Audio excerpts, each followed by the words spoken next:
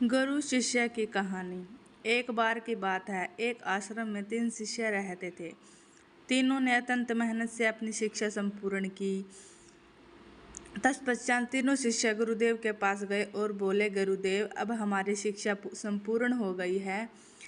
अब गुरु दक्षिणा देने का वक्त आ गया है। गुरुदेव मुस्कुराए और बोले, यदि तुम लोग मुझे गुरु दक्षिणा देना ही चाहते हो तो कल मुझे एक थैला सूखे पत्ते लाकर दो।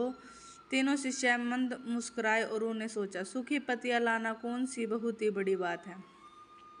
अगली सुबह तीनों शिष्य पास ही जंगल में दक्षिणा हेतु सूखे पत्ते एकत्रित करने के लिए गए, परंतु उन्हें यह देखकर आश्चर्य हुआ कि जंगल में सिर्फ एक ही मुट्ठी सूखे पत्ते बचे हुए थे। यह देखकर वह तीनों बहुत ही अधिक परेशान हो गए। उन्होंने सोचा, अब गुरुदेव को दक्षिणा कैसे देंगे।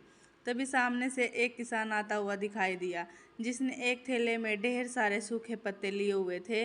उन्होंने उस किसान से आग्रह किया, भाई हमें भी थोड़े सूखे पत्ते दे दो, हमें इसकी अत्यंत आवश्यकता है। किसान ने कहा, यह सूखे पत्ते मैं अपने जीवन यापन तथा घर पर भोजन पकाने के लिए ले जा रहा हूँ। मैं यह आपको नहीं दे सकता, परंतु हाँ, पास के गांव में सेठ ही रहते हैं।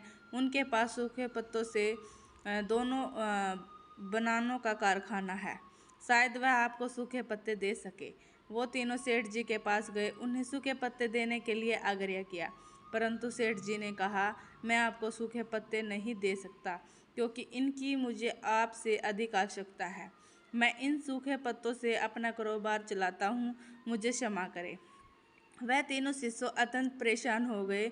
उन्होंने बहुत से लोगों से पूछा तो पता चला कि पास में एक बूढ़ी दादी रहती है। वह सूखे पत्ते एकत्रित करती हुई है और हो सकता है उसके पास से मिल जाए। तीनों बूढ़ी दादी के पास गए, उन्हें सूखे पत्ते देने का आग्रह किया, परंतु बूढ़ी दादी उन सूखे पत्तों से औषधि बनाया करती थी।